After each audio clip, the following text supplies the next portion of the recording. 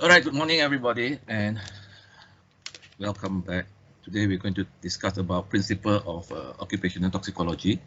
So this is the KDQ 7003, Occupational and Industrial Health in Engineering.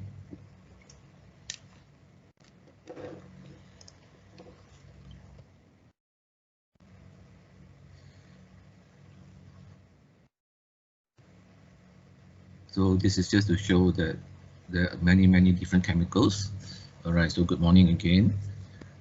And hope that you're all in the right class. So today is toxicology. All right, so we start the class with a quote from Paracelsus in the 14th century, the 15th century. Basically say all substances are poisonous. There's none which is not a poison. The right dose differentiate a poison and a remedy.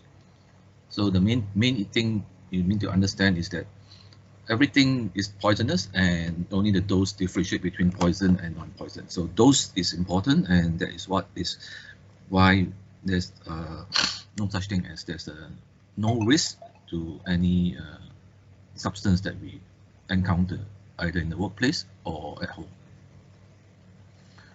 Just to illustrate the example that you can actually die from drinking water, and in a competition that a woman dies after water drinking contest, water intoxication, I hold your V for a V contest death. So in Sacramento, California, a woman who competed in a radio stations contest to see how much water she could drink without going to the bathroom died of water intoxication, the coroner's office said on Saturday. So it shows that it is the dose that differentiate between a remedy and a poison. So we must understand that everything is poisonous. We just have to ensure that we know the right dose.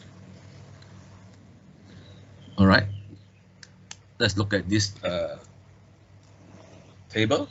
You'll see that ethanol. We know ethanol is basically alcohol. All right, the alcohol that we consume. So at a low dose, it is not toxic. At 0.1% is toxic, and 0.5% is become lethal. All right, so what is the dose of ethanol that is allowed basically for us to drive? Anyone? Dose of ethanol in blood that is basically considered to be what we call safe for us to drive. Anyone? 0.05. Very good, but not in Malaysia. Malaysia is still 0.08. All right, so basically in countries like Australia and some other countries, basically they have lowered down it to 0.05. Basically it means that at 0.05 you are non-toxic, so you have no effect, and that is the reason why the level of what you call alcohol allowed in the body is 0.05, but Malaysia it's currently still use 0.08. So the other one is the carbon monoxide. Of course, we know what's carbon monoxide, and recently we heard of a very incidents that someone got carbon monoxide poisoning and was died because of carbon monoxide poisoning. If you remember, 3 girls and 2 girls died. All right. Of course, we have also what we call substances that we take basically for pharmaceutical substances for therapeutic usage, like aspirin and ibuprofen. That also there is the dose dependent, basically at what dose it become beneficial, at toxic dose and lethal dose. So when I was doing housemanship, I see a lot of people actually most of them are young girls that they take paracetamol or Panadol to basically commit suicide. So they take around 20 tablets, think that they can die because of that, or things that is safe, but actually 20 tablets of paracetamol or Panadol can cause what we call liver toxicity, and you can basically damage your liver very badly. So the idea is that everything is depends on dosage is important. So the first thing is dose.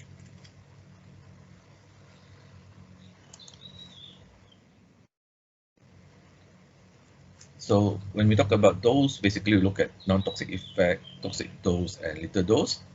And this is basically is called a dose response curve.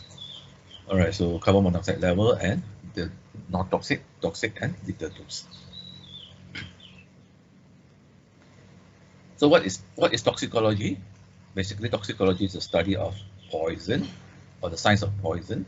It studies the harmful effect of physical and chemical agent on organism, assess the probability of hazard caused by such effect, and study the quantitative effect of the chemicals on biological tissue.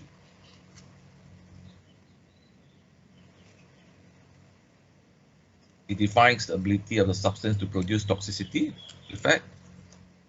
So we look at dose-response relationship, those at which the toxic response occur, and frequency of undesirable effect that will occur under a specific condition of work. So we must understand that although we know there is a chemical in the workplace, you're dealing with chemicals, there's issues that you need to consider. Basically, first is dose, basically how much of the chemical is present. Secondly is the work condition. So a dose and a work condition also needs to be taken into consideration. So that's important for you to understand as a safety officer. So this is just a few definitions to keep everyone on the same page. So toxicity means capacity of substance to cause harm. Toxicant is the basically toxin itself.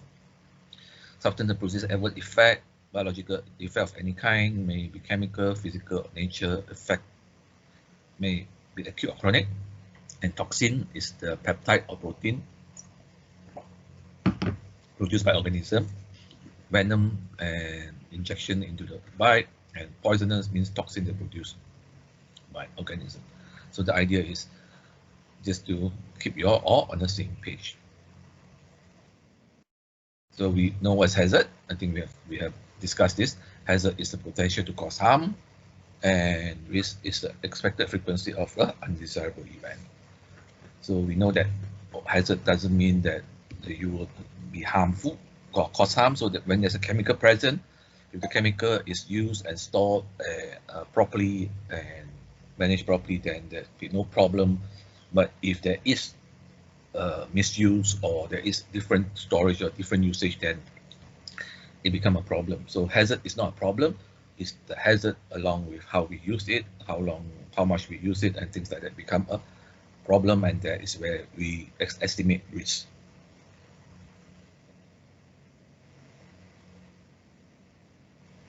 Another term that is commonly used in medical fraternity is xenobiotic. Xenobiotic means anything that's foreign to the body is called xenobiotic.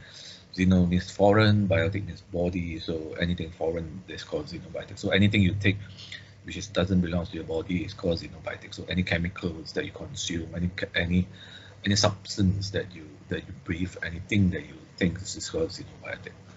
So it's outside of your body. It's called xenobiotic.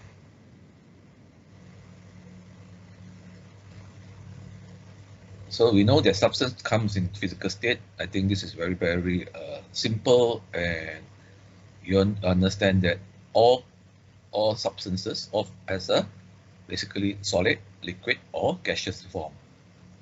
So, but we must understand that when we describe a substance at a different state, basically we are describing it at the level of normal temperature and pressure, or 20 degrees Celsius or 1 atm. So when the solid we talk about is when the solid is found at a normal temperature and pressure. So we are not discussing the information at the level of basically the chemical or the substance is being used, but at the chemical substance at a normal temperature or pressure. So everything is discussed at this what we call status.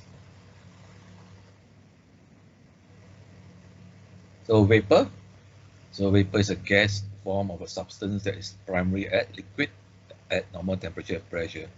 Basically, vapor means a chemical that's liquid and then at normal temperature, and then it can vaporize and become vapor, and that is important because we understand that when you store a liquid, the liquid itself is not dangerous because the liquid itself cannot be breathed. So, but when you open the liquid bottles and then vapor is generated, so the vapor itself, although the liquid is not being used, is dangerous. So you must understand whether the chemical or the liquid or the chemical that you use can vaporize at NTP or not. So the next one is what we call fume.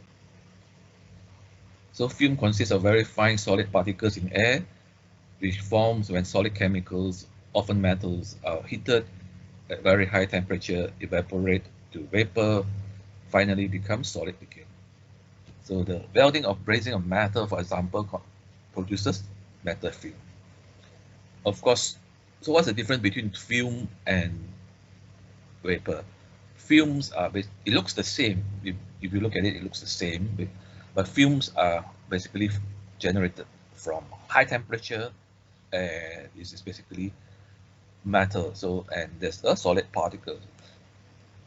Whereas vapor is basically from normal temperature and pressure, and the liquid can vaporize. So fume, you need to basically induce it by increasing the temperature, and that is where you get fume. So the idea is one is basically at a higher temperature, one is a normal temperature. So the danger of both should be considered. So it's not the same to use it's not interchangeable to use the word fume and vapor in the context of occupational safety and health, or in the context of toxicology. Of course, we have what we call mist. All right, mist is just basically suspended droplet of generated by condensation of gaseous liquid. Basically, most of the time we talk about airborne liquid droplet, water. So when we talk about mist, basically we refer it to water, where there's a droplet generated for condensation of gaseous liquid. And then, of course, the most famous thing that we're having now is called aerosol. All right, so aerosol is liquid droplets of solid particles dispersed in air of enough fine particles that it remains dispersed for some time. It can remain for 30 minutes, an hour. So it depends on the size of the particle, depends on what is the particle, and basically what is happening is basically they aerosolize a liquid, and then it becomes airborne, and it stays airborne because of the size of the particle. Of course, so currently the COVID-19 pandemic, we are talking about whether it's aerosol or not, whether it's droplet or not. So what's the difference between aerosol and droplet? Droplet is basically it would fall down to the ground for a very short period of time. After 2 to 5 minutes, it will drop down. But aerosols can remain in the air for quite a long time, between half an hour to 1 hour, because of the aerosolization of the particle, where basically it becomes lighter and then it stays in the air for a longer period of time. But droplet contains a lot of water, so basically it's heavier. That's why it would fall down to the ground for a shorter period of time. So the idea is aerosol is an important component when we talk about chemical in the workplace. So when you aerosolize your chemical in the workplace, then it stays longer in the atmosphere. That is where it becomes a problem when people comes in and breathe the aerosolized chemicals.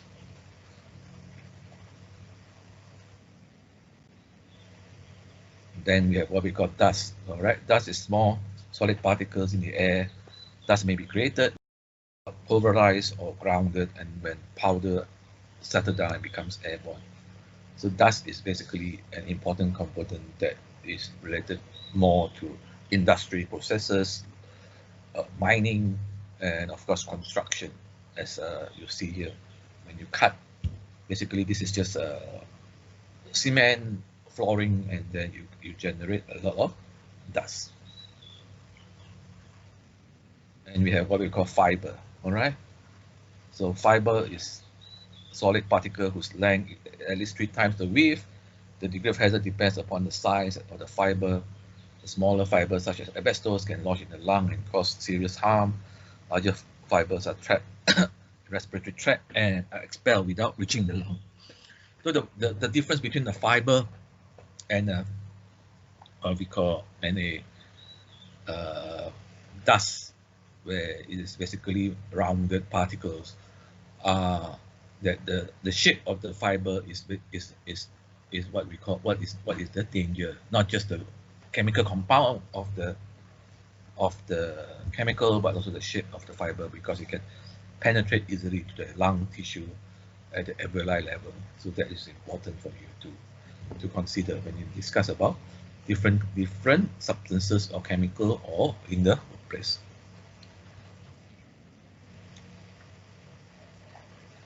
So classification of toxic agent can be basically, we can classify based on physical state, chemical state, medium of the agent, site of injury, mechanism of action, or the chemical effect of the agent. So we will discuss this in more detail now. All right, any questions so far? How are you all getting along with the class?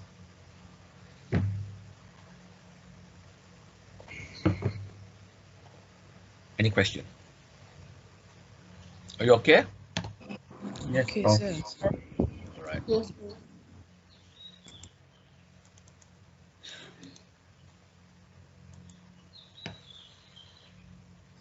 So let's see.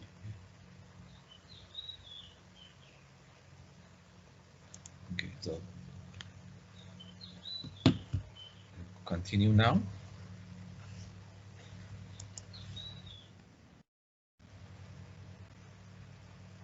So physical state can be dust, as I mentioned earlier. So calcium carbonate, cellulose, Portland cement, silica, and coal dust. These are some of the dust. Can be fiber like asbestos or mineral wools. So fibers are basically natural fibers, also man-made fibers. So there's natural fibers and man-made fibers. So we also have fumes like metal fumes and polymer fumes. We understand that when you burn metals, you get fume. It's called metal fume. When you burn plastic, you get fume. It's also called polymer fume.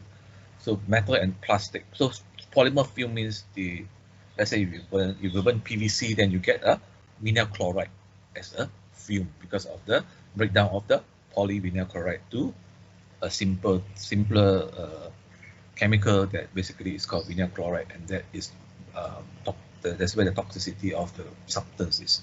This will basically be discussed on the next class.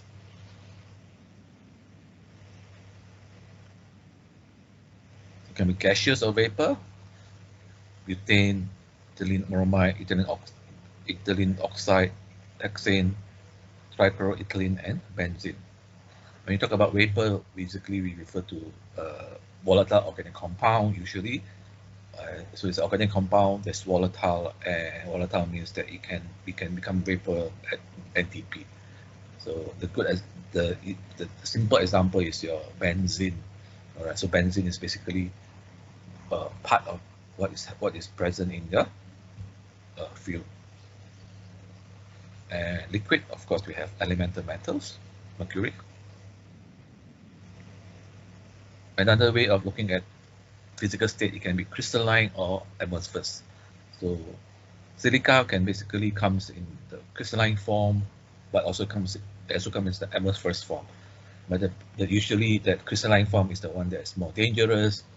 Amorphous form is like talc. Talc is basically your talcum powder. So it is basically in amorphous form.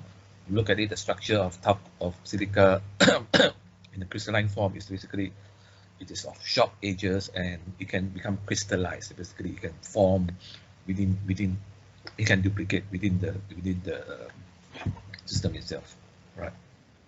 So this is called crystalline and amorphous. So crystalline is more dangerous than amorphous of the same substance, because there are both crystalline and amorphous form of silica. Crystalline silica is basically of a higher toxicity than the amorphous form of the silica.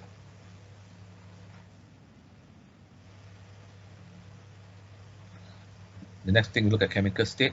As I mentioned, it can be organic. So organic, basically, they are substances that are originally derived from living organism, contains carbon and often are large molecules, can be man-made or naturally occurring, usually lipophilic. So what is lipophilic? And inorganic is basically specific chemicals that are not derived from living organisms, usually minerals, generally smaller molecules, and usually hydrophilic. So what's the difference between lipophilic and hydrophilic? Lipophilic means is affinity for oil, hydrophilic affinity for water. Lipophilic means that it can dissolve in oil, hydrophilic means it can dissolve in water. So you must understand that that is when that is important in the sense that lipophilic usually can penetrate to your intact skin because of the structure of our skin, that is basically it allows oil substance, lipophilic substance to basically enter, but not hydrophilic substance because the skin form as a water barrier. So it's important for you to look at it and understand that. So organic and inorganic. Of course, even organic have hydrophilic and inorganic have lipophilic. So, but this is usually the lipophilic is organic and inorganic, which usually is hydrophilic.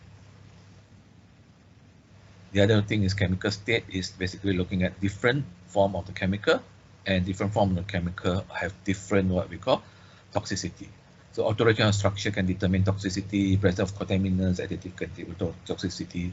Example is chromium. Trivalent is basically more toxic than hexavalent, but we know that hexavalent can be absorbed because of is more easily than trivalent. So that's why when hexavalent is absorbed into the body, what happens is that the chemical is converted to trivalent, and then the toxicity occurs. So the issue is the danger is the hexavalent chromium. If you remember this is basically there's a show talking about this on hexavalent chromium.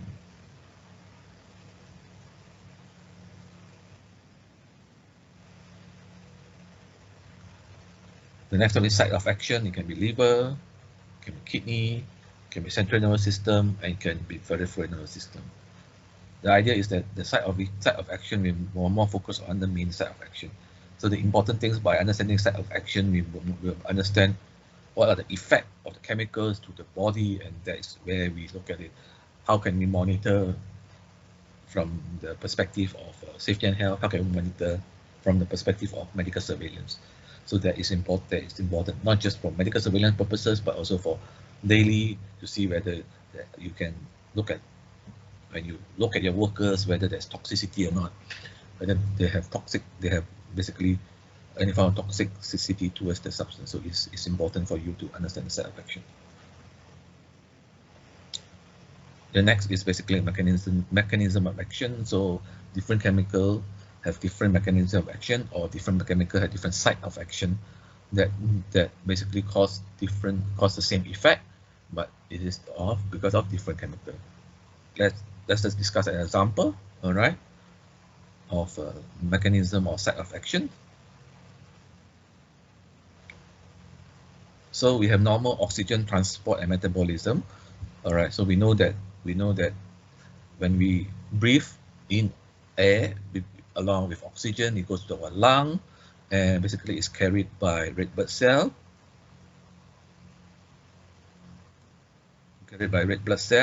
And the oxygen will goes to the cell. All right, and then at cell level, basically that's where the oxygen will function, will basically have effect, and basically is used by the cell to generate energy for energy usage. So this is normal process of your red blood cell. In the case of carbon monoxide poisoning, carbon monoxide have higher affinity for red blood cell, for hemoglobin in the red blood cell. So basically, when you compare between the oxygen and the carbon monoxide will basically have will be able to be more affinity towards the hemoglobin, and that's where it stays there, and then the oxygen cannot be carried by the red blood cell. So there is action at the red blood, at the hemoglobin or red blood cell level or site, and then this mechanism is different. And then we have a second one, which is basically the cyanide. All right, cyanide acts at a different level. Cyanide acts as a cell level, where basically it prevents oxygen from entering the cell to perform its action. So that is what we call mechanism of action or site of action. There is difference between carbon monoxide and so carbon monoxide interfere with combination of oxygen with hemoglobin, and cyanide blocks the use of oxygen at tissue level. So these are the mechanisms of action comparing between cyanide and carbon monoxide. But both causes what we call lack of oxygen, both causes hypoxia, and the effect looks the same, but basically that the idea is that both act at a different level.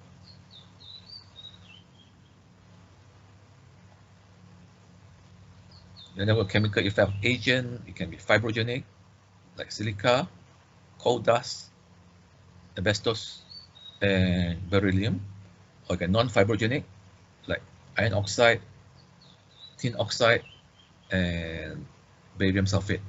The idea is that fibrogenic means the chemical enters the body, enters the lung, it causes fibrosis. The same the different chemical enters the lung, it doesn't cause fibrosis. So when fibrogenic causes fibrosis, means that the effect is more permanent compared to the non-fibrogenic. Basically, can be transient. If the chemical can be removed with time, but for fibrogenic, it basically is permanent, and when you're exposed to it, the effect becomes permanent. So it's fibrogenic, basically can cause fibrosis. Non-fibrogenic, basically it doesn't cause fibrosis. So silica, coal dust, asbestos, and beryllium causes fibrosis of the lung, and non-fibrogenic of the iron oxide, tin oxide, and barium sulfide doesn't cause fibrogenic of the lung.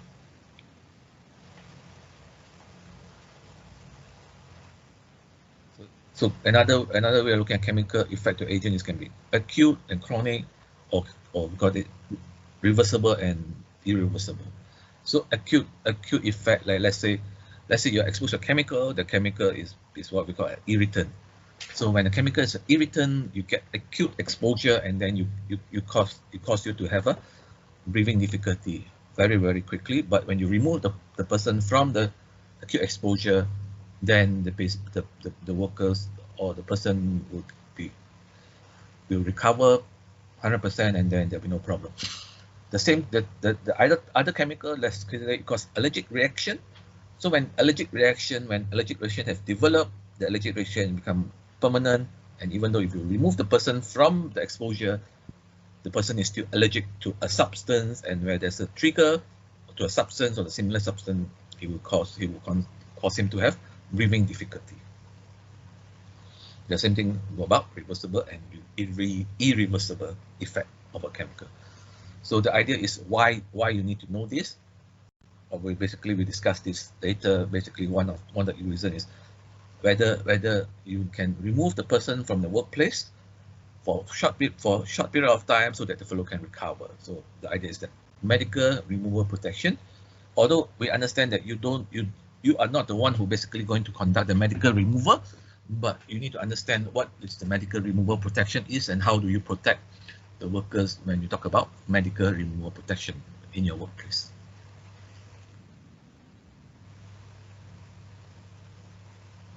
So toxicology, basically we studied two main concepts, which is toxicokinetics and toxicodynamics. So toxicokinetics is basically more about studying the absorption of the chemical, the distribution of the chemical, the metabolism of the chemical, and after that, how the chemical is excreted from the body. So it's absorption, distribution, metabolism, and excretion of the chemical from the body. It's called toxicokinetics. The next we have toxicodynamics. Toxicodynamics is talking about how the chemical actually reacts in the body. What does it do to the body, and how is it for beneficial or is it for toxicity? So it's called the toxicodynamics, how the chemicals react in the body. That is what we basically look at dose response relationship between the dose the chemical that you expose to it, and what's the response you can get from the exposure to the chemical. Are you following me? Yes, bro. All right. Yes, Prof. Okay. Good. So we carry on. So we have called toxicokinetics.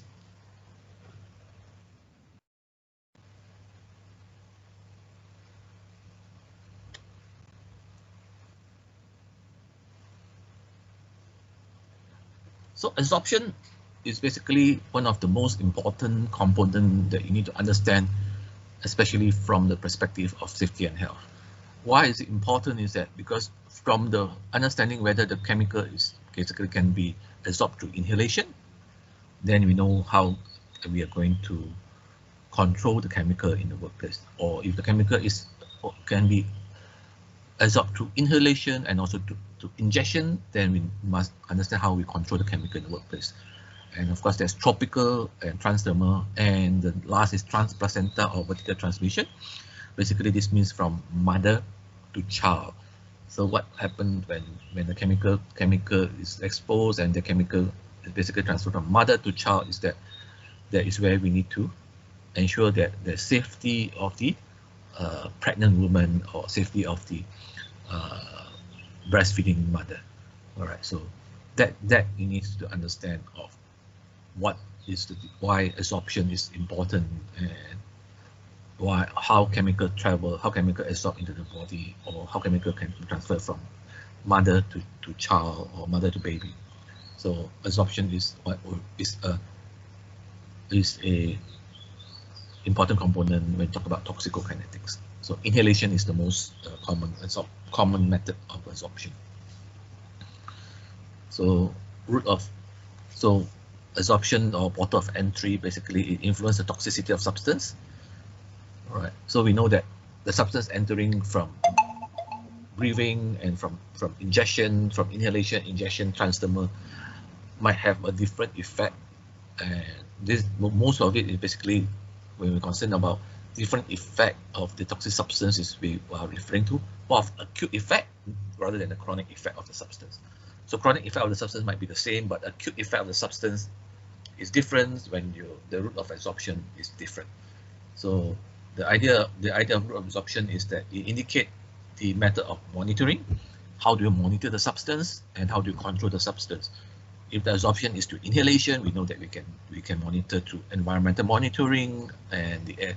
But if the substance is transdermal or injection, then monitoring from environmental monitoring or hygiene monitoring, you collecting air samples would not help because it's a different route of absorption. So the idea is that if the absorption is through inhalation, then you can use environmental monitoring and monitor the chemicals that is basically being released, and then we can monitor the chemical that basically being absorbed.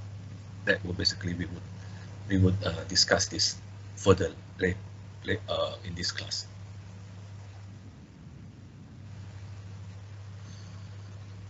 Inhalation, right? Most common route for occupational exposure. Why is it most common route for occupational exposure? It's very simple, because we know that in the workplace you have certain SOP or certain operating procedure, all right, that prevents you from eating or drinking in the workplace. But when you talk about inhalation, basically everybody need to breathe, and by that you basically need to ensure that you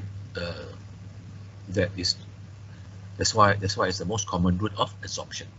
So factor affecting absorption, basically toxicity of the substance, like concentration in the air, is one of the important things, and of course how much the substance is already present in your body, that's also important.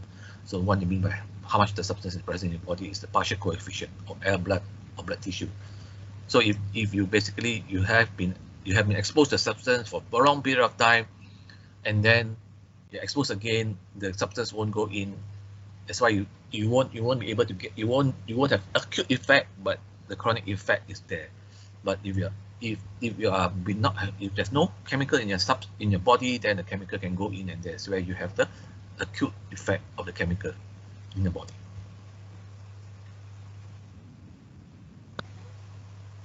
So of course we know that when you talk about inhalation, is to do with your breathing, correct? So your lung is basically 2,400 kilometers of airways, 300 to 500 million alveoli, total surface of 75 meters squared. You breathe at least 16 to 20 times a minute, and around 11,000 liters of air per day. So the amount of air you breathe in is a lot, and basically it's just to describe of what is your lung, right? So water solubility is important. So what do you mean by water solubility? Water solubility would basically depends on where the chemical actually initial impact of the chemical. So if it's very water soluble, basically it would impact to your eyes, nose, pharynx, and larynx. So most of the time when we talk about high water solubility is where the chemical is a irritant. Basically like aldehyde, ammonia, chloride, and sulfur dioxide is basically an irritant. Irritant because it get absorbed straight into your upper airway, your eyes and your nose, and that is where there's your sensation there, and then you become irritable by the chemical that you breathe in, and it will stuck at the what we call the impact level of your upper airway and your eye and nose. All right. If there's medium solubility, it can go into your lung, down into your trachea or bronchi. Ozone. All right. We know ozone. What's ozone? Can anyone tell me what's ozone?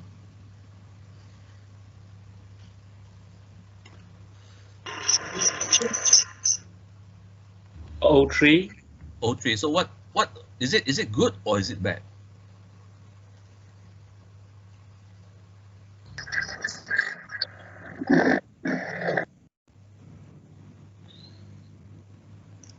Bad for our So ozone is a pollutant, or is it beneficial to human?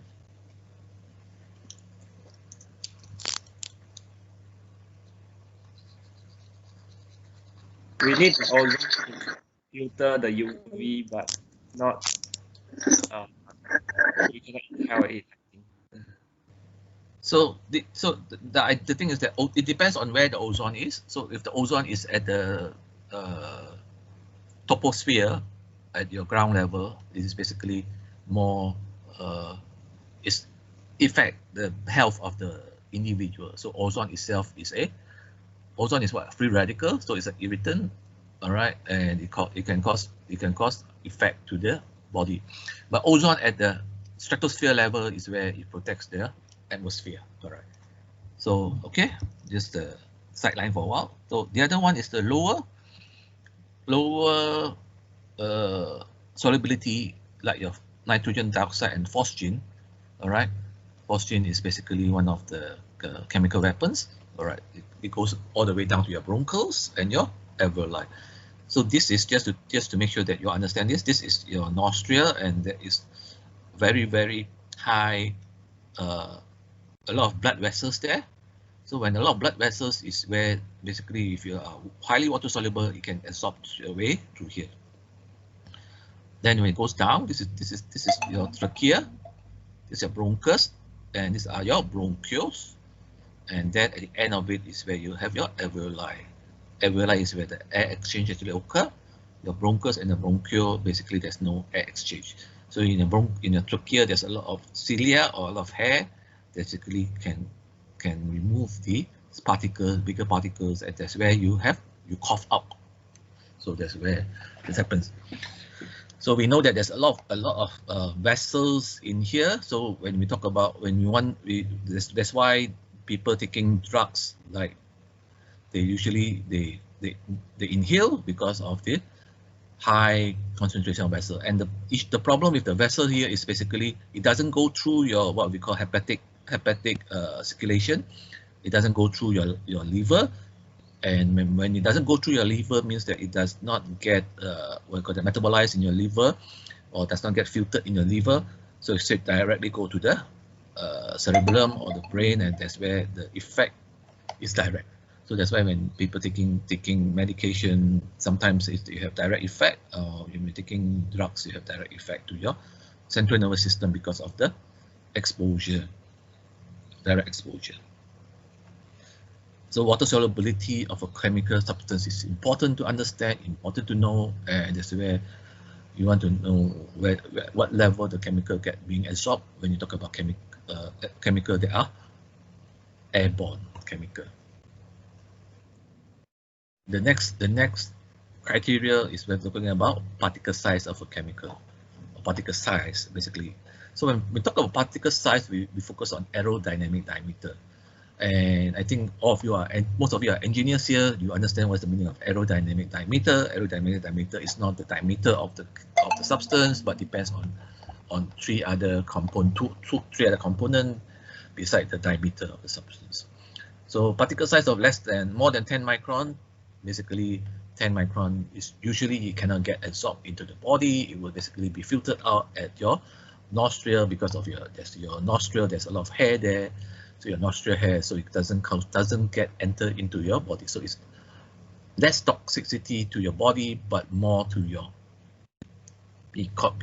what we call an irritant or a nuisance. So that's why we call a nuisance dust. All right. So 2.5 dust which is less than 10 micron will basically enter your body. Dust is less than 2.5 micron can straight away go to your bloodstream, and that is where it affects. So when dust is less than 10 micron, we consider that as respirable dust. Basically, respirable means that any dust that can enter the body is called respirable dust. That means you can breathe the dust. The one that cannot enter the body, we call the thoracic dust. And then the one that is inhalable is just inhaled, but it does not work, so we call it inhalable. So the idea of understanding dust size is that understanding how the dust basically, at what level the dust actually act, at what level the dust will have impact on your work. So when we talk about 10 micron, so what is PM10?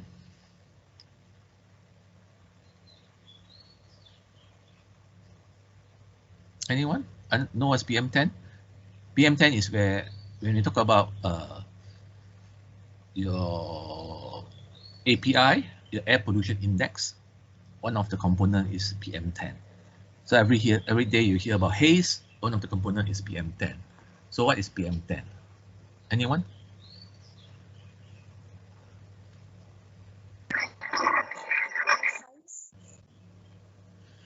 Yes.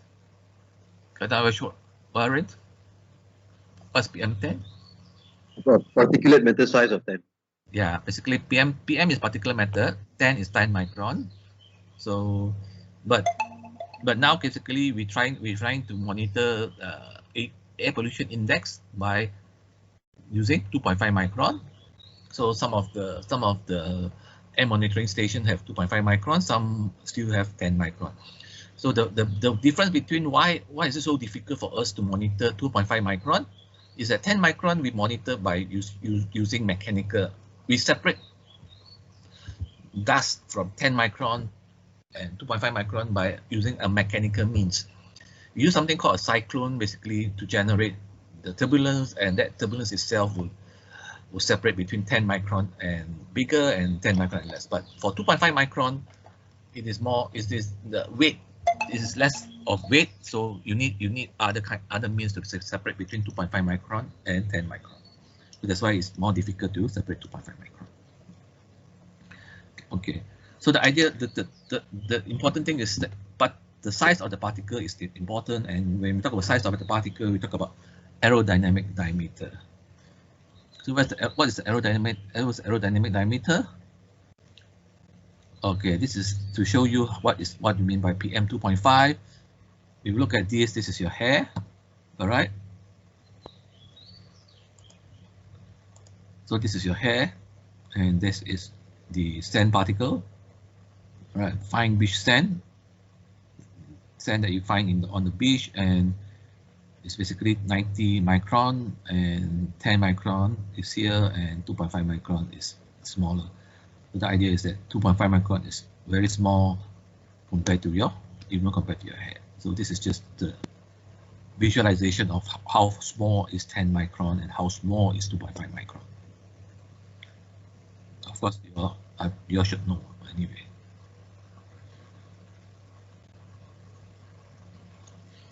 So the term aerodynamic diameter is coined by aerosol physicists in order to provide simple means of classifying single dimension of the size of the particle having different shape and density. The aerodynamic diameter is the diameter of the spherical particle having a density of 1 gram per centimeter cube that has the same initial properties in the gas as the particle of interest. So basically, it is what it means that it doesn't depend only on the size, or the size, density, and the shape, and it is not the weight itself. It's basically how far the substance can travel compared to the density of 1 gram per centimeter sphere that can travel. That is how you determine the aerodynamic diameter. So basically, that's why the solid particle, hollow sphere, and irregular shape, all these have the same aerodynamic diameter because of the different the density and the shape of the substance.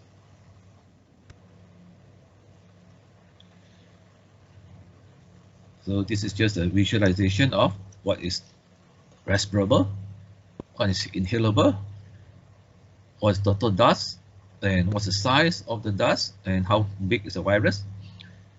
How big is your coronavirus?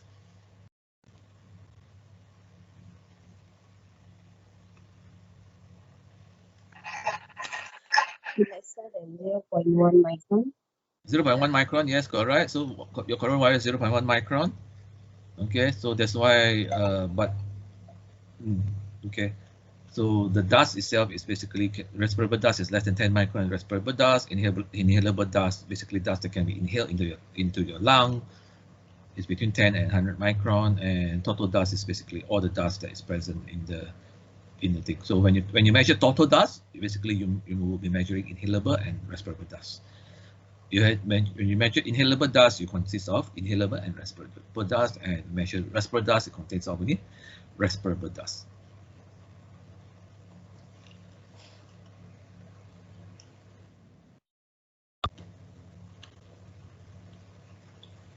So inhalation. So what are the factors affecting inhalation? Host factor like respiratory rate, blood flow to the lungs, cardiac activity, body fat, and work practices. It means how you work in the workplace. So respiratory rate depends on what? Respiratory rate depends on the type of work you're doing, correct? So cardiac activity depends on what? Depends on the type of work you're doing, but also depends on your fitness at the end. All right. So type of activities, like you're sitting in an office, your cardiac activity, your respiratory rate is lower than when you're working in the outside. So although both people might be exposed to the same chemical, same substances, but because they have different activity level, their absorption is different. That's why the toxicity of a substance is not just the hazard itself, but also the risk or the exposure level, and the exposure level also depends on the activity of the chemical. So the toxicity depends on the chemical that enters the body, not the toxicity of the substance alone. Any question?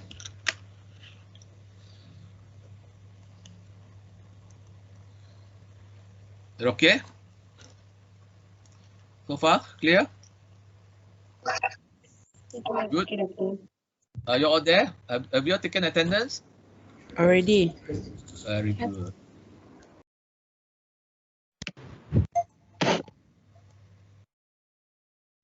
Sorry, what's the password for attendance, sir? Is there. Go to the chat, and on top of the chat you can see the first few chat. I'll send again. All right. Okay. Are you okay? So the password? Yes, Prof. All right. So all of you can view the chat. Okay, good. All right. So next.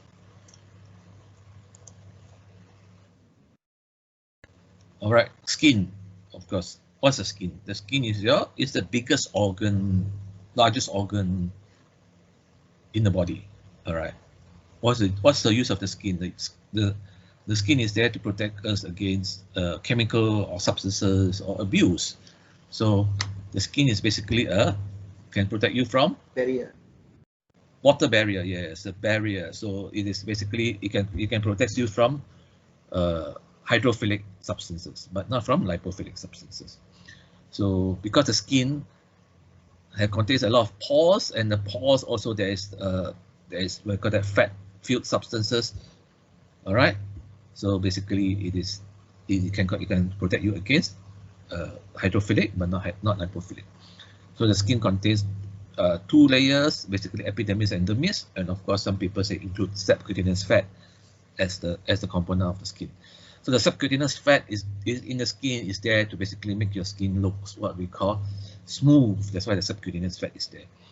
But we know that some of the chemicals actually, when you are exposed to some of the chemicals, it basically can break down the fat, and that is where the subcutaneous fat is affected. So that is the problem. Of course, we know that there is a lot of pores here, a lot of holes here in the skin.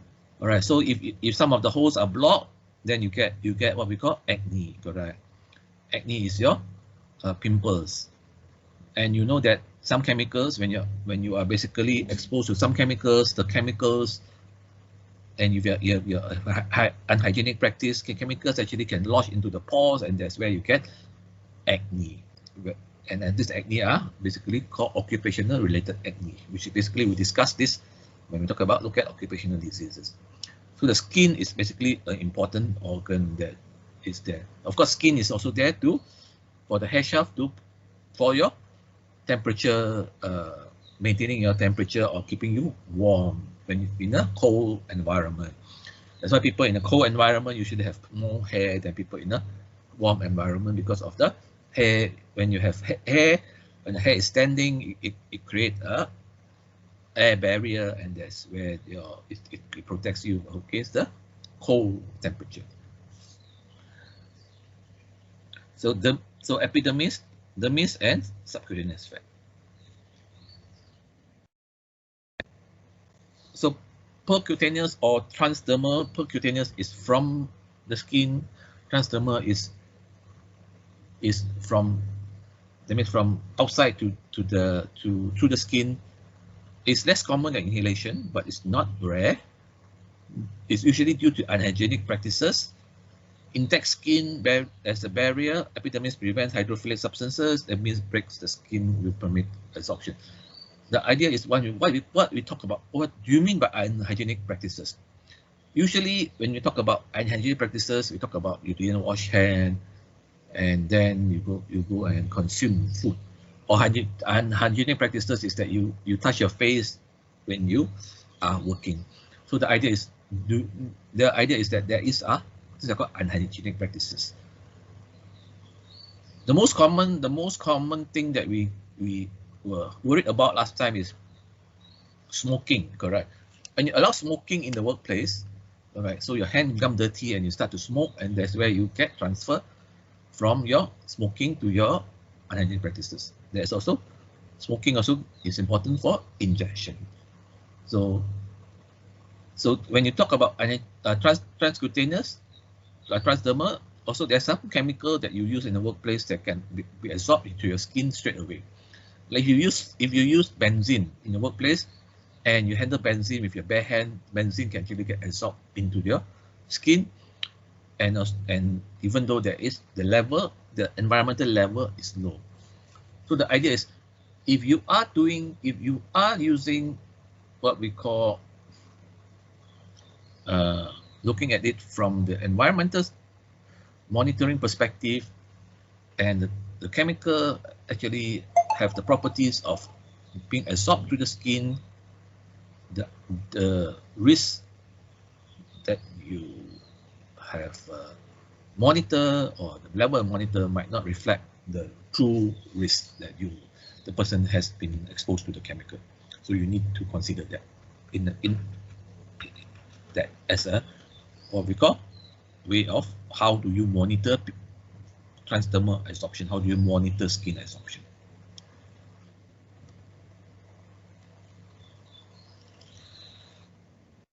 So factor affecting absorption, of course, surface area exposed, lipid soluble, as I mentioned earlier, lipophilic, all right? So ingestion, of course, ingestion is the least common, usually due to contaminated or hygienic practices. Small intestine is the main area for absorption. All right, so ingestion is in the small intestine. So unhygienic practices, as I mentioned, you didn't wash your hand when you go and eat, you didn't wash your hand after that when you smoke, that's where ingestion comes in. So it's the least common compared to the rest. So factors affecting absorption, surface area, blood flow, physical state of the chemical, hydrophilic or lipophilic. All right, so hydrophilic is basically it gets absorbed straight away. Lipophilic, it gets absorbed in the second part of your intestine after your stomach in the small intestine.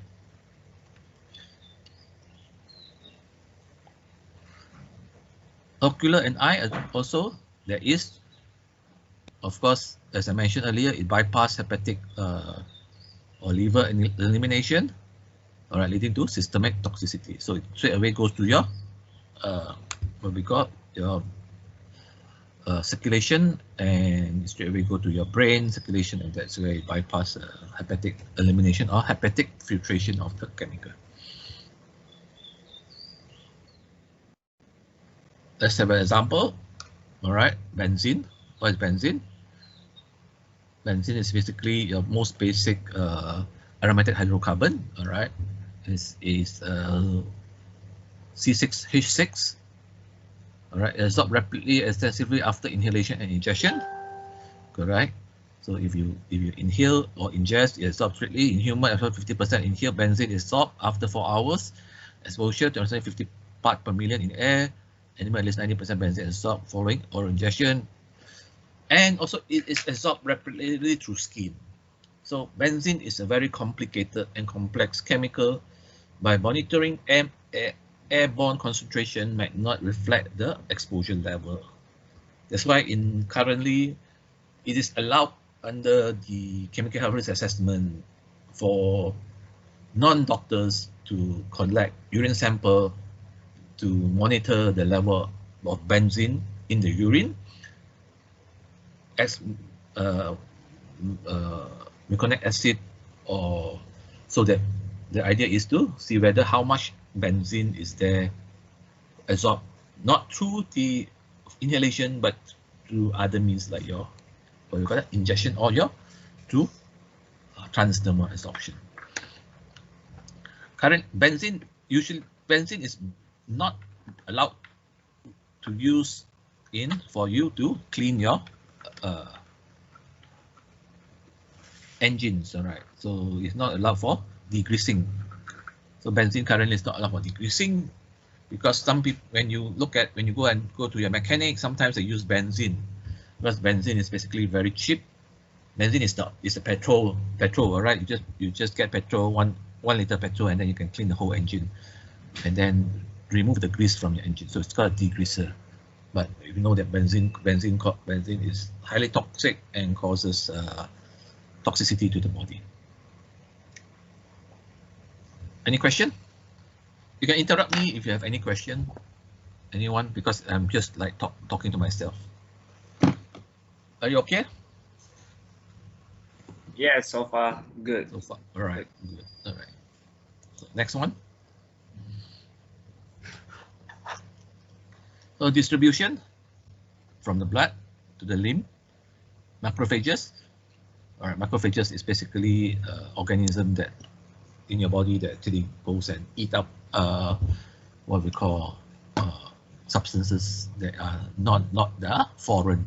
So sometimes they basically consume this toxic substance and then they get transferred around the body.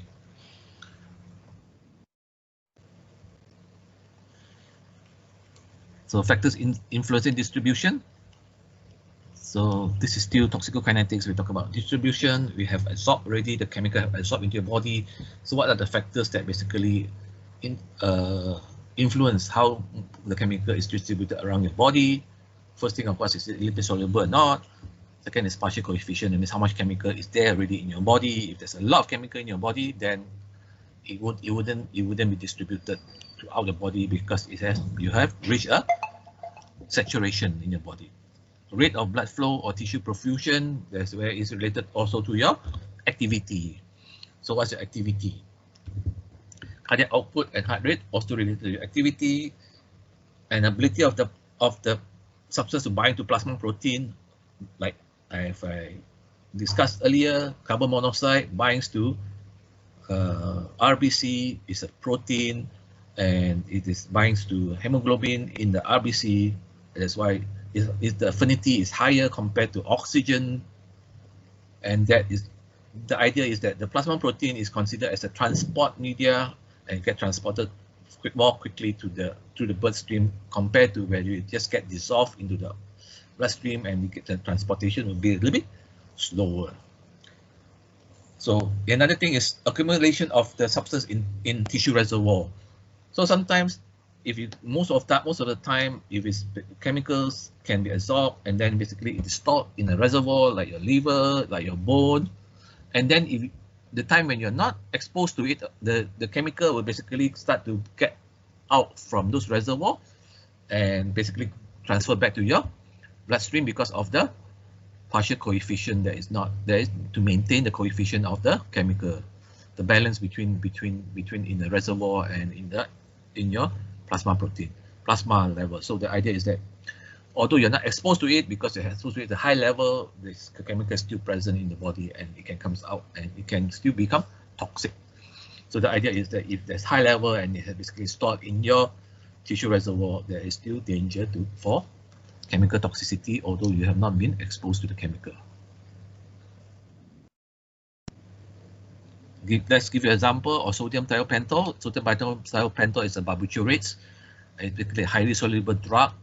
And firstly, it comes is the liver because you consume it. It goes through your hepatic circulation. Hepatic circulation is basically your liver circulation is different from, and then it goes through your liver, and then then over time get reduced. Then from the liver, the chemical will basically be transferred to your plasma. That's where the plasma level also become reduced, and the plasma will basically get transferred to your muscle, and the muscle also will get reduced. So this is a highly lipid soluble drug. So where can you find the chemical at the end? The chemical will basically be stored in your fat.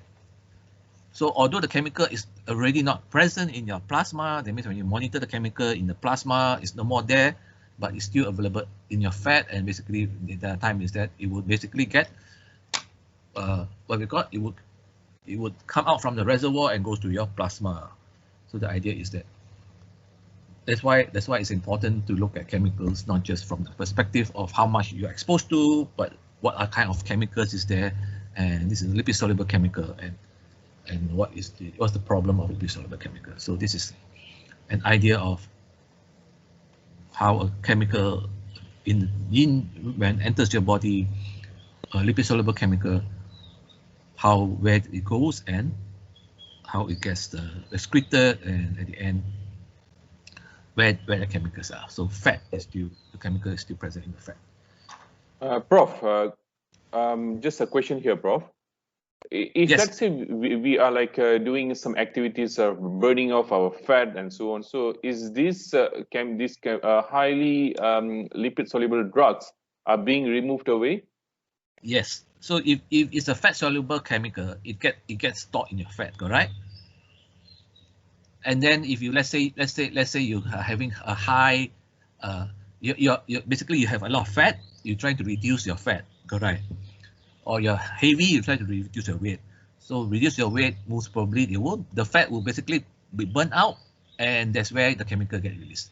So that is a problem also if there's high chemical load in your fat. So you get toxicity by just doing exercise activity. Of course, if you're not exposed to chemical, you do exercise is no problem, but you're exposed to some sort, let's say sodium thiopental, and then high level of it is basically in your fat itself. When you do exercise you get, the chemical will be released. All right. Noted, Yes, Professor. Okay. Thank you. Very good question. Interesting question. All right. So biotransformation. What is biotransformation? It's very simple. Basically, when the lipid soluble agents undergo biotransformation to become water soluble, because we want the chemical to be excreted through urine, and our urine is water. So urine, our kidney is basically can only excrete water. Once you have your kidney have oil in it, that means your urine have oil in it. That means there's something wrong with your kidney already. All right. So we know that your kidney is basically when you urinate, it's just water. All right, there's nothing else there. But once you smell something different, or there's oil, there's some other substance, that means that your kidney basically is not functioning properly. So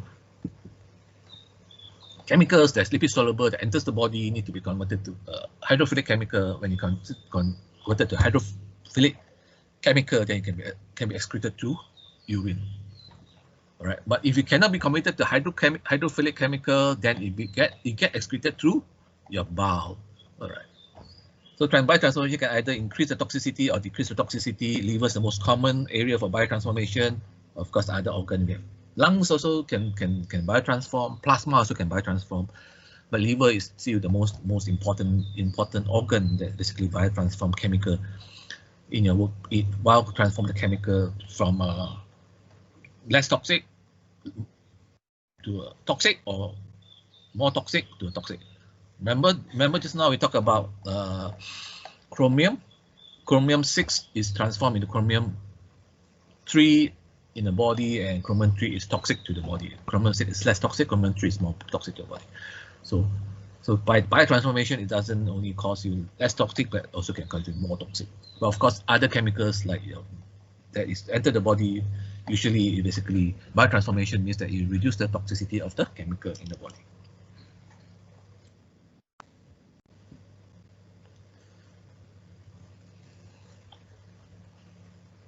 So biotransformation, we can either add a hydrogen atom, oxidation, reduction, or conjugation. So the most important system that is in the body is basically your cytochrome 450 system. It's a microsomal enzyme system. All right, so basically that is the system that help you to biotransform. So people who have decrease in the chemical will basically have problem of biotransformation. So some of you are born with G6PD deficiency. Any of you have G6PD deficiency? G6PD, anybody of you know what's G6PD? Of course, if you have G6PD deficiency, you will know. All right, so that is basically a deficiency of an enzyme, and that enzyme is important for biotransformation and excretion of the chemical. So biotransformation chemical can affect by drugs, environmental factor, disease status of a person. That's why you have liver disease, all right, or you have kidney disease. Then the chemical cannot be biotransformed in a way. That's why we always expose. Let's say we do medical surveillance. You want to know whether the person has kidney disease or renal disease. The idea is not to just look at exposure. The idea is to look at what happens if the chemical enters the body. Whether the person actually can, the body actually can remove the chemical safely. So that's why when we talk about, remember we started off with legislation, and one of the main point in legislation is ensure that people under the age of 18 are not exposed to chemicals in the workplace, are not exposed to higher hazard in the workplace. This is because of the inability or the lack of ability to excrete or to transform the chemical from a toxic to less toxic substance, because of the developmental level of the liver is not fully developed yet, the kidney is not fully developed yet. This is, of course, when older age is the same problem. All right. So biotransformation, you have phase 1, non-synthetic biotransformation, lipophilic to a water-soluble or more polar substance, and include oxidation, reduction, and hydrolysis. So phase 1 is basically look at oxidation, hydrogen, and reduction and hydrolysis. Second phase is more towards like conjugation, where basically you render the agent more soluble and bio inactive. So conjugation means that it is instead of just a oxidation or reduction or hydrolysis, it is combined with another chemical for conjugation. So phase 1 reaction can cause a substance to become from pre-carcinogen to a carcinogen, like your benzoapyrene to benzoapyrene 7,8 dihydrodio 9,10 exposite. So you can convert from a pro-cancer carcinogen to a carcinogen. All right, like your diethyl estradiol to a carcinogenic epoxide. So the idea is that it doesn't only convert, it doesn't only reduce the toxicity, but sometimes it can make the substance become more toxic in the body. The liver is the most important organ for biotransformation. Example, metabolism of benzene in the liver. We have benzene, cytochrome 450. Phase 1, you add a hydroxyl there, then you get a phenol, and then you sulfonarize it. In phase 3, you get a phenyl sulfate, and that is where it gets excreted. All right. The chemical in the liver, phase 1, phase 2. So phase 1, phase 2 product, it can either excreted to bile or excreted to kidney. Bile means that it's excreted when there is lipid soluble. Kidney means this is a water soluble. So it gets metabolized in the gut by bacterial metabolism, and sometimes it gets reabsorbed, sometimes it gets excreted. Kidney basically usually get excreted, and of course the chemical also can travel to other tissue, affecting other tissue. This is a very, very simplified diagrammatic representation of what the chemicals and how the chemicals enter the body, and what is the effect of the chemical. Of course, this one is only when the chemical enters the body through your hepatic circulation, which is basically through your ingestion or inhalation through your lungs, but it does not go through that circulation when you're talking about when you look at it from the perspective of when you absorb straight away to your throat. Okay.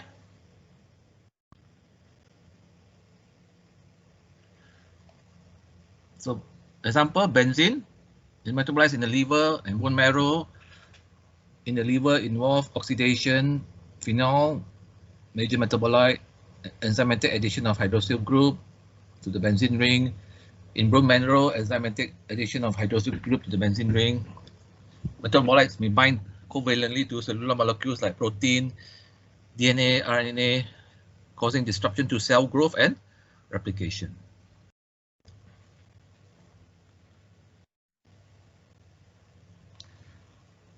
So it's excreted either unchanged or as metabolite. Kidney is the primary organ for water-soluble compounds. Other routes include bile, stool, sweat, expired air, and breast milk.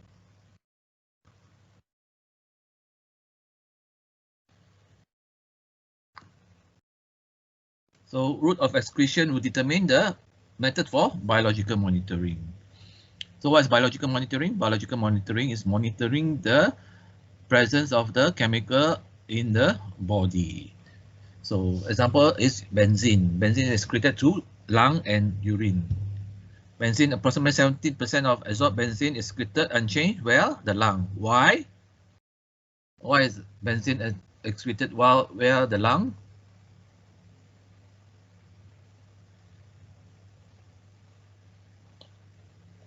Why?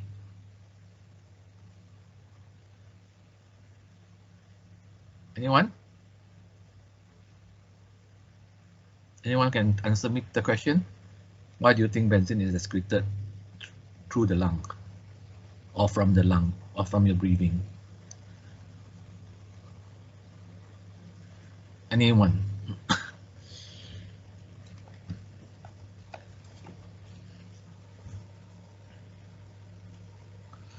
Okay. If you don't understand benzene, let us focus on a more simpler chemical, ethanol. All right.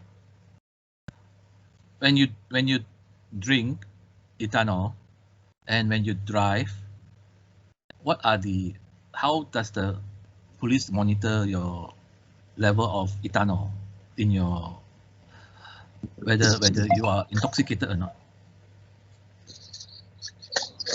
True breath.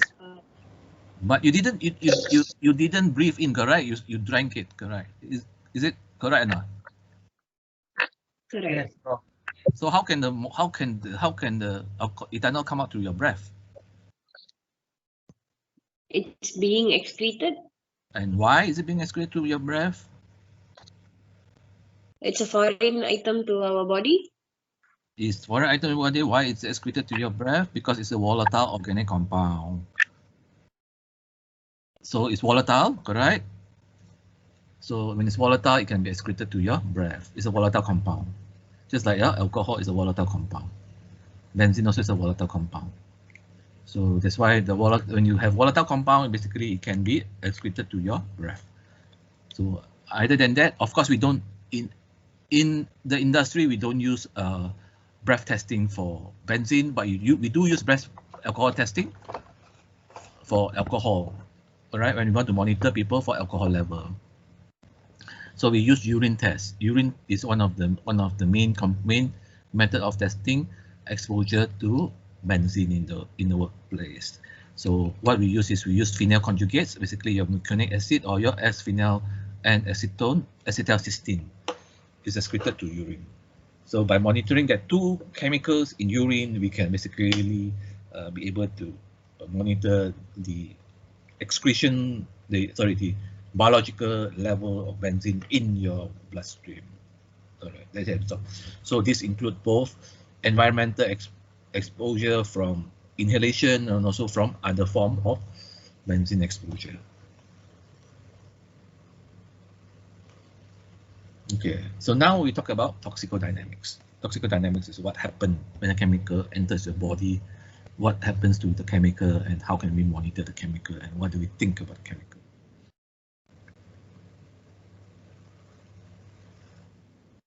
So toxicodynamics refer to dose-response relationship. Usually when we focus on toxicodynamics, we focus on dose-response relationship. Basically, dose-response relationship means that how much chemical has entered your body and what is the response of your body towards the chemical. All right. So refer to relationship between the dose of a chemical and the response it elicits. So it can be severity effect, or we talk about population, percentage of population affected. Severity of effect is the individual. Percentage of population affected, we talk about the whole population. So for percentage of population affected, we talk more about LD50, LC50. Right. So from the example that we given earlier about carbon monoxide, this is basically on the severity of effect, basically looking about non-toxic dose, toxic dose, and lethal dose. All right. So we know that less than 10% concentration in the level in the blood is not toxic. Between 20 to 30%, it becomes toxic. More than 60%, it becomes lethal. That means you can basically die from carbon monoxide toxicity. Where can you find carbon monoxide? Vehicle smoke. Exhaust fume. Basically, carbon monoxide is from incomplete combustion, correct? So you can you find carbon monoxide in your car now? Yeah, when the exhaust, the smoke from the exhaust. Yeah, but the smoke for the exhaust doesn't go to your car, correct? From Where the can aircon. you, sorry? From the aircon? When there's a defect in the aircon, yes. When there's a defect in the system, yes, then you can get carbon monoxide from the aircon. Of course, if you're in a what we call in an enclosed environment, all right, the carbon monoxide comes from the exhaust and then get absorbed through the aircon vent. That is also good. All right, but usually under normal circumstances, carbon monoxide cannot come to your car if all your things are basically so carbon monoxide is from incomplete combustion. So car exhaust is the one thing. The other one is carbon monoxide can be generated from chemical reaction also. So you must be careful. So carbon monoxide is very, very dangerous because it doesn't have any smell, right? So you basically cannot detect carbon monoxide by just smelling it. Is it correct? Does methane have smell or not? Yes. Really? Yes. Okay. Sometimes when you look at it, when you look at the chemical, there are what I call that audio tertial level. What's audio tertial level? Odor, O-D-O-U-R. Audio tertial level. Basically, the level at which you can smell the chemical. All right. So some chemical have audio tertial level, some chemical does not. All right. So carbon monoxide is one of the chemical that does not have audio tertial level. It does not have any smell, doesn't have any taste, so it's very, very dangerous chemical. All right, let's come back to this table. Basically, we talk about ethanol, non-toxic, toxic, and little dose. Carbon monoxide, non-toxic, toxic, and little dose, and of course, aspirin and ibuprofen. So the idea is when does toxicity occur, and when does little dose occur? So this is where you talk about your dose response curve. When you talk about dose response to the response. So when we talk about toxicology, we basically more focus on toxicity, not on beneficial, like what we talk about drug that we take. Pharmaceutical drug that we take.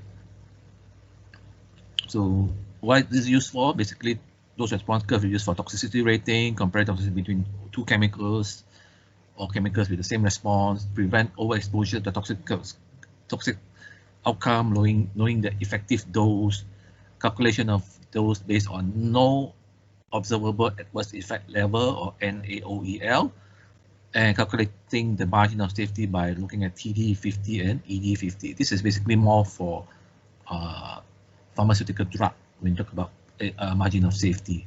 So between the level of exposure that is safe for you, effective dose, until the level that's toxic to you. So these are not focused on the more of toxicity, but dose response reaction curve that used in what we call for looking at toxicology in occupational toxicology for chemical exposure. We talk about toxicity rating, we look at prevention overexposure, looking at effective dose, and also what we call toxic dose, and then calculation of the threshold dose based on no observable adverse effect level, NaOEL. So these are some of the graphs, some of the dose response curve that basically look at population affected, population responded, pity of the population is effective. So EG. This one is more focused on beneficial chemical, like your pharmaceutical chemicals. This is basically look at your toxic dose. These are more focused on both on chemicals that are beneficial and also on toxic chemical. When we look at toxicity of the chemical. So when we talk about toxicity, we look at 50% of the population affected. So usually this we focus on animals or animal model. So it depends on which animal model you use, that is then when you look at your 50% of population affected. And then we have what we call liter concentration, and we have also liter dose. So LC50 and LD50. So sorry, this LC50, right? LC50 and LD50, correct? So liter concentration and liter dose. So when we are talking about chemical in the workplace, when we talk about occupation toxicology, we usually focus on LC50 and not LD50. Anyone can tell me why?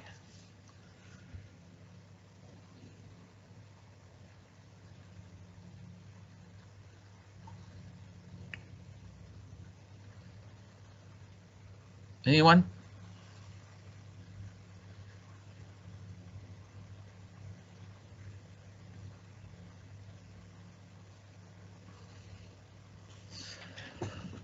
Anyone can tell me why you focus on the LC50 liter concentration instead of LD50 liter dose?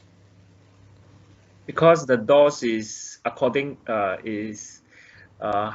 much you inhale, so is depend.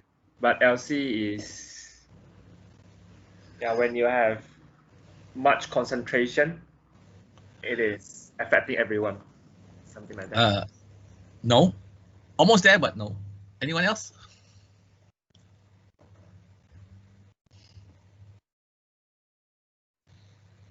I think lethal dose is the amount that is absorbed into the body, whereas the concentration is available out there, so it varies between individuals. Basically, lethal dose is usually related to ingestion, where you inject the chemical into your body. All right. Concentration is basically to what we call, when we talk about available in the air. All right. So because most of the chemical in the workplace is basically through absorption, that's why we use liter concentration. So when you look at absorption itself, all right, or inhalation, you use liter concentration. But when you look at absorption through ingestion, then you look at dose. So that's why in the industry we use liter concentration. So when you look at when you study this, it's important because liter concentration is the one that we focus on. And if you look at the guideline of chemical health risk assessment, the latest one basically will define what liter concentration at what level is considered dangerous. So when we talk about liter concentration, we talk about liter concentration at 50, LD50. 50% of the animal that is basically in the experiment have died at that concentration itself. And the higher the liter concentration, the safer the chemical. The lower the liter concentration, the more dangerous the chemical, because the lower the concentration of the chemical that can cause 50% of the animal to die, it is more dangerous than when the higher concentration of chemical can cause 50% of the chemical to die, 50% of the experimental animal to die. So chemicals that have low LC50 are more dangerous than chemicals that have high LC50. All right, good.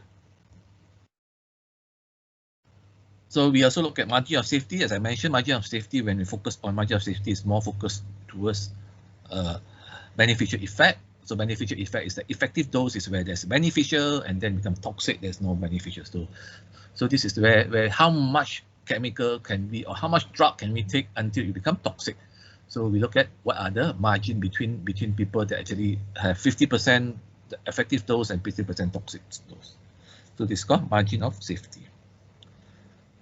Also, we identify what we call no observable adverse effect level. So when we talk about NAOEL, we start about when there's no observable adverse effect level, basically it's safe for human dose, and that's where we determine our permissible exposure limit, or PEL. It means limit at below which you are permissible to be exposed to, not above. Permissible exposure limit is considered is the maximum limit that you can be exposed to. So it's usually not that the limit that you look at, it's a limit that below which that you should consider. So that is important. Sometimes people forget that the PL is the upper limit. PL is the upper limit that you can be exposed to in your workplace. It's called PL, permissible exposure limit. So in your workplace, that you shouldn't reach PL level. You should reach at least 50% of the PL level, which is your action level. So you can also look at it from the perspective of comparing different graphs and then coming back with TD50 and TD10 and then see which one of it. So basically, if the graph have a longer between no toxicity to toxicity, which is basically take a longer period, that means that you are basically know that it's safer because you have a longer safety margin that you can deal with when you talk about the drug itself, the chemical itself. So those are also the things that you consider on. All right. Although the toxic dose, no adverse effect level is lower, but basically it can become quickly when it becomes more toxic. So C is more dangerous than B because B have a longer period before you actually reach the toxicity toxic of 50% of the population. The other way you look at it is look at plasma concentration, all right, and also look at T-half. T-half is basically time it takes for the chemical to be half the concentration that it has entered the body. That means T-half. So the idea of T-half is basically looking at it from the perspective of whether there is a cumulative effect or not, or there's no cumulative effect. So sometimes we give you when we ask you to eat drug, we give you a higher dose to begin with. Then after that we come down with a lower dose because the higher dose itself we want you to reach that level, and then the other lower dose is we want you to maintain at that level, and also we make sure that the timing between each of the dose is different, and you got to follow the timing because the level when it reached down, basically we want it to go up again. So that is what when we talk about medication. But when we talk about chemical in the workplace, it's better for us to basically, when we talk about chemical, the difference between the T-half should be short, so that between the exposure, so that basically the chemical can come down to normal, and then you get exposed again. So this T-half, this one is basically what we call is safer when T-half is when your exposure is more than the T-half. All right. So when your exposure is less than the T-half, then you basically get accumulation of the chemical in that is more dangerous. All right. So that is what is called T-half, is basically half the concentration. So this one is important for you to decide how long you want to remove the workers from the workplace. As a safety and health officer, how long you want to schedule the workers to work, or let's say the worker is exposed to a high concentration, how much you want to make sure that the person get rest in between when they are exposed to and they have reached a certain concentration. So the T-half is important for you to decide on scheduling the workers to work in what, when, and how to work.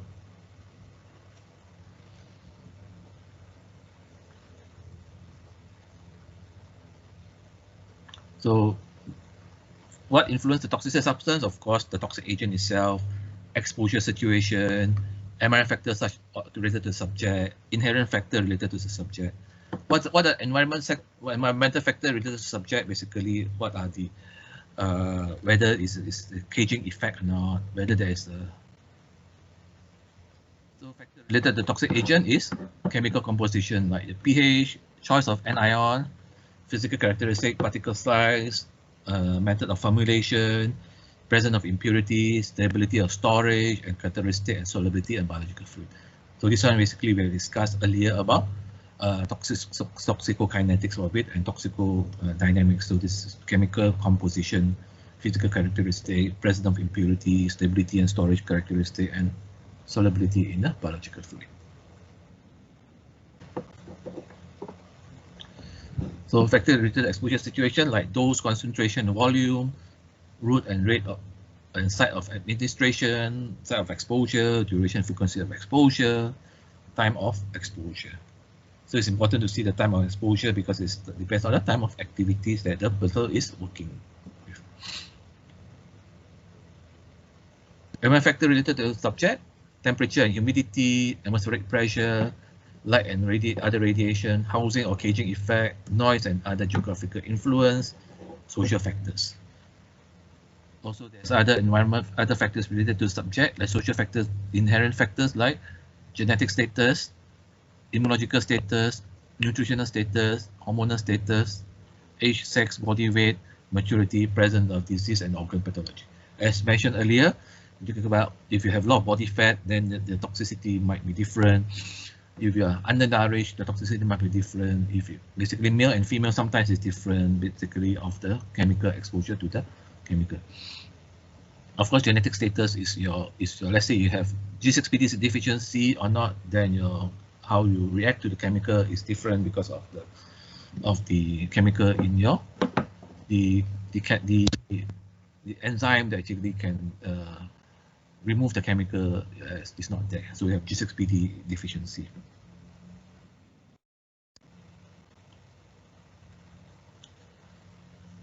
So where do we get toxicology data? Usually it's from animal studies, all right. So animal studies is the one that we get your LD50, LD50. And of course, we can get information from human or epidemiological studies or historical data. Usually chemical is toxic agent. We don't do what we call experimental data, experimental research. Only we do experimental research if it's for pharmaceutical chemical. So we do a phase 1, phase 2, phase 3 research, correct? So phase 1 is animal study, phase 2 is minimal human study, phase 3 is basically larger human study. So currently, of course, the COVID-19 vaccine is in phase 3 trial, all right, where I basically look at larger human study to look at whether there's effectiveness of the chemical, effectiveness of the vaccine or not. So phase 2 is look at toxicity of the vaccine. Phase 3 is look at effectiveness of the vaccine. So when there's so for chemicals that are used in the workplace that don't have any beneficial level, so usually they do animal studies or they come out from historical data. So there's not much on the other thing. Of course, the other way you can look at it is based on similarities or structure activity. Let's say look at benzene. All right. So benzene is basically the basic building block.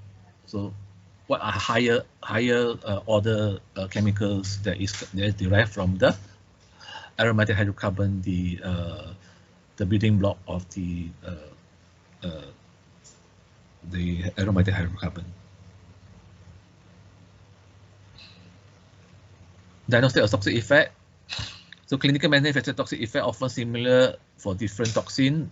Same manifestation represent a response to a combination of toxin. Manifestation for acute high dose exposure usually more specific than chronic low dose exposure. So high dose exposure is different from low dose exposure. We must understand that chronic effect is different from acute effect. All right. So you must understand that chronic effect is you might be acting. Acute effect might be acting on a different pathway, and chronic effect might be acting on a different pathway. So a chemical can have both chronic acute effect and chronic effect, which is different. Sometimes clinical outcome, acute higher dose exposure is different from the chronic low dose exposure. Let's that we're looking at. All right. Benzidine. All right. Benzidine is basically aromatic amine. It causes methemoglobin. What is methemoglobin? Is basically it. You know that our hemoglobin contains iron. Is it correct? That's why we need. If you have iron deficiency, basically we say that you have problem of that your hemoglobin is not there. Your hemoglobin is not there. Your red blood cell won't be able to carry enough oxygen. Low hemoglobin level. So in the hemoglobin, what form of iron do you think that the hemoglobin actually needs to be able to carry the oxygen? What form is it? Is it in the ferric form or the ferrous form?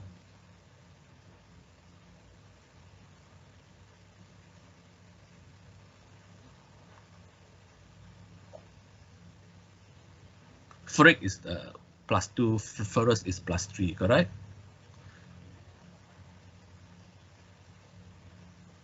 So it's more of in the ferrous form that basically is the normal iron that we need in our body.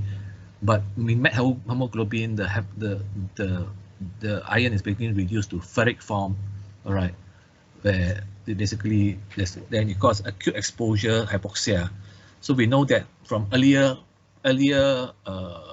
example that we give for carbon monoxide poisoning, that means that the chemical is basically reduce the iron and then cause hemoglobin, and hemoglobin cannot carry oxygen.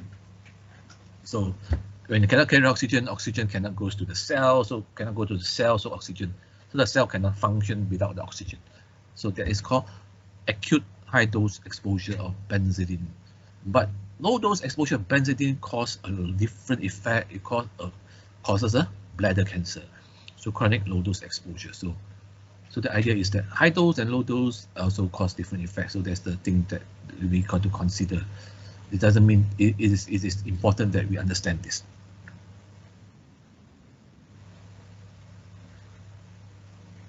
So how do we diagnose toxic effect? We can diagnose toxic effect by systematic approach for diagnosis, by looking at history, clinical history. We basically ask them what is their sign, what is their symptom, what do they feel, occupational exposure, or whether there's environmental exposure. So the idea of why do you need to understand some of the chemicals is that some of the effect of the chemicals, you need to know what you're dealing with in your workplace, and you need to identify whether sometimes the complaint is due to the exposure in your workplace or not. Because sometimes the medical officer that actually treating the patient might not understand what is in your workplace.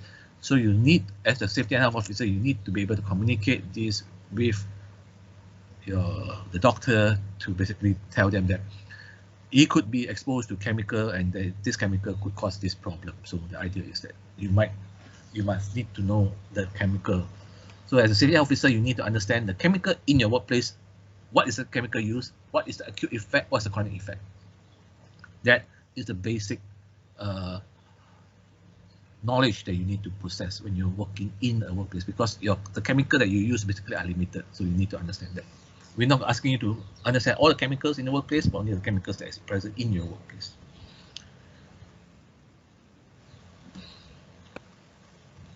Diagnosis of toxic effect, systematic approach of diagnosis, identify possible toxic agent, review the effect of identity of the toxic agent, laboratory result group according to system or organ, and findings matched with effect of specific toxic agent. Of course, before we actually diagnose whether it is due to the chemical exposed to the workplace, we must rule out other condition that can be made as the same as the exposure to this chemical in the workplace. So we must not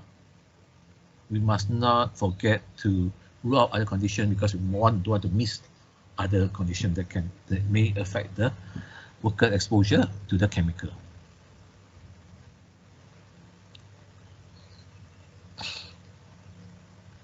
So management of toxic effect, basically to supportive care, treatment, removal, protection, antidote, chelating agent. So when you talk about chelating agent, chelating agents are chemicals that used to combine with the toxic effect to basically to remove the toxic effect from the workplace. For instance, lead. All right. So basically, lead. Basically, we have a chelating agent. If you are exposed to lead, you get lead toxicity, and we introduce a chelating agent, a chemical that basically combine with the lead, and then the lead get excreted. So it's something like a conjugation that basically the chemical get attached to the lead, and the whole chemical, whole compound get excreted. So there'll be less lead toxicity. All right. So that is what called antidote agent. So of course we do removal protection. So what we call this medical removal protection, MRP. So when you talk about MRP, so we need to understand what is the half-life of the chemical, how long we need to remove before the body actually be able to remove all the chemical from the body before we actually allow them to go back to work.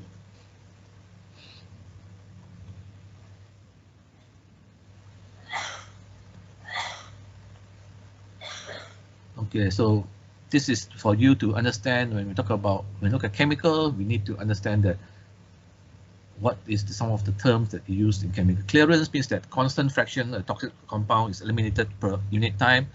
Once saturation is used, then the concentration amount is secreted per unit time. So what do you mean by saturation? Saturation I mentioned earlier is that when the chemical has entered the body and is saturated, it means no more further chemical can enter the body because of the saturation, because you have a what we call you have reached a equilibrium between the chemicals that you introduce and chemical enter the body. That's where the clearance is basically constant to the amount of time.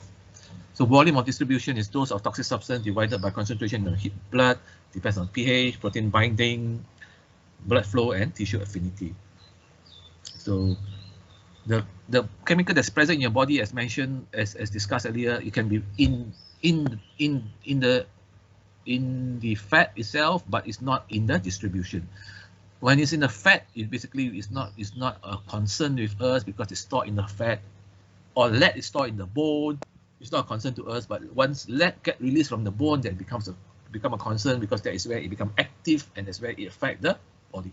So what is the storage compartment usually is not a problem, like storage in fat, storage in bone is not a problem. But once the chemical get released, then become a problem. That's what happens when, let's say, you go for a diet, or let's say you reach a starvation, where the chemical is stored in your fat, it basically get released. That's where you get toxicity.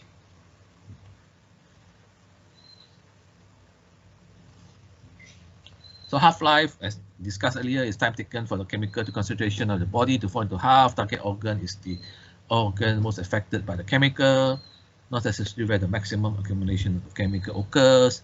Basically, lead is stored in blood and bones, but basically the one in blood is more important than the bones. All right. Body burden is total load of chemical in the body. It's called the body burden.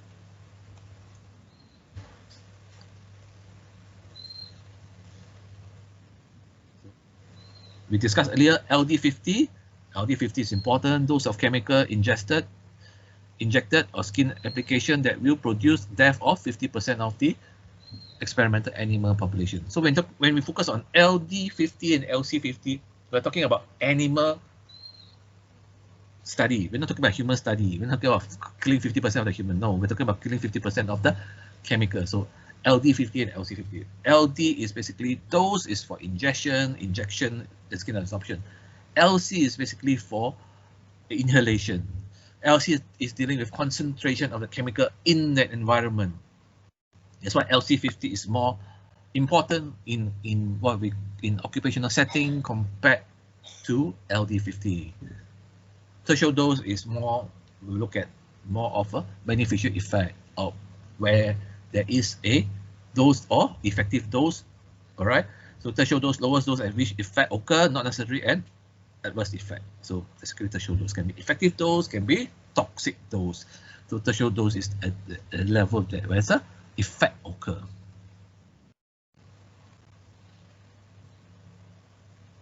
So we do environmental monitoring. So environmental monitoring is to measure the concentration of the chemical in the environment, as is only useful when we focus on whether the chemical is inhaled or not. When the chemical is both inhaled and also can be absorbed through ingestion or through transdermal, then beside environmental monitoring, we need to do biological monitoring also. To measure the exposure of chemical work environment, compliance with environmental standard, example area monitoring, personal monitoring, methods of environmental monitoring differ between different chemicals. So when we do area monitoring and when we do personal monitoring, this will be discussed when we're talking about hygiene method in the class. So area monitoring is to monitor the chemical in the workplace itself. Basically, area monitoring is for more of a control measure. Where do you put the control measure? Where do you put the signages? Where do you put the signages for people to wear PPE, personal protective equipment? Personal monitoring is to monitor the level that the person is actually exposed to. And of course, personal monitoring, you cannot monitor everybody. We need to sample the population, and by sampling the population, we need to know who actually can represent the population, and then we just measure it and then to come out with the personal level. So usually personal level measure over a 8-hour time period, because we want to look at what are the TWA over 8 hours, time weighted average over 8 hours.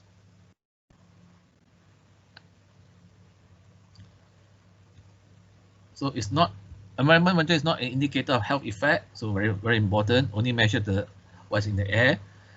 Some chemical, example solvent, are also absorbed through the skin, as I mentioned. Solvent like your organic solvent, like your benzene, can be absorbed through the skin. Does not consider how long the person has been worked in the same location. This is what we talk about, the body burden. All right, whether the chemical actually is inside the body already or not, whether the chemical has reached a saturation or not. So it does not mean that because the chemical is not present in the environment at the point of time, the person is not exposed to it. The person must be exposed to it earlier and is still present in the body and is still being released. It's basically guide for improvement of general ventilation or for local ventilation. And usually occupational standard will focus on TWA, 8 hours a day or 40 hours a week.